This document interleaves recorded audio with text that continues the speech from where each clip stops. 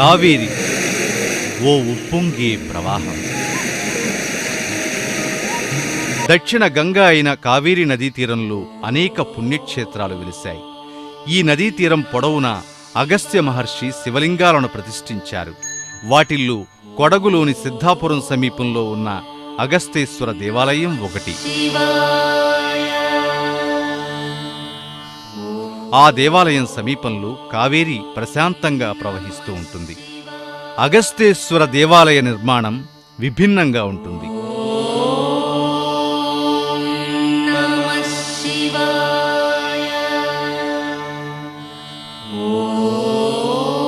స్వామివారి గర్భాలయం వృత్తాకారంలో నిర్మితమై ఉంటుంది.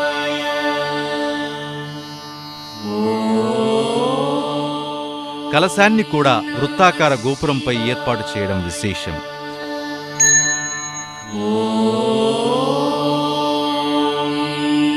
సాధారణ ఆలయాలకు భిన్నంగా ఉండే ఈ ఆలయంలో అడుగు పెడితే చాలు, ప్రశాంతత మన మనసుల్ని ఆవరిస్తుంది.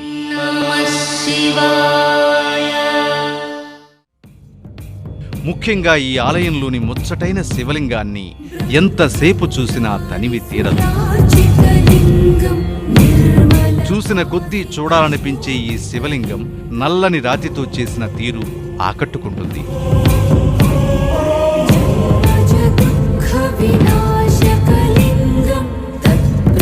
సహజంగా శివలింగాలను వెడల్పుగా ఏర్పాటు చేస్తారు. అయితే ఈ శివలింగాన్ని సన్నగా పొడవుగా తీర్చిదిద్దిన వైనం ఆకట్టుకుంటూ ఉంటుంది. శివలింగం శీర్షభాగాన ఉన్న పుష్పాలు తమ జన్మ ధన్యమైందన్న భావన కలిగిస్తూ ఉంటాయి. ఇక ఈ శివలింగ రూపంలో వెలసినది అన్నపూర్ణాదేవి కావడం ఇక్కడ చెప్పుకోదగ్గ విషయం.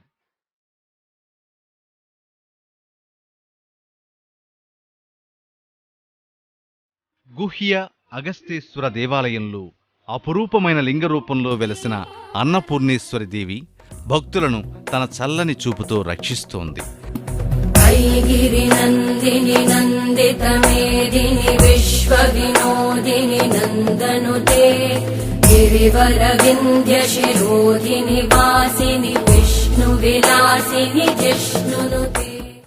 జీవనది, లోకపావని, మోక్షదాయని అయిన కావేరీ నదిలో పుణ్యస్నానమాచరించి క్షేత్ర దర్శనం చేయటం వల్ల జన్మజన్మల పాపాలు హరిస్తాయనడంలో సందేహం లేదు.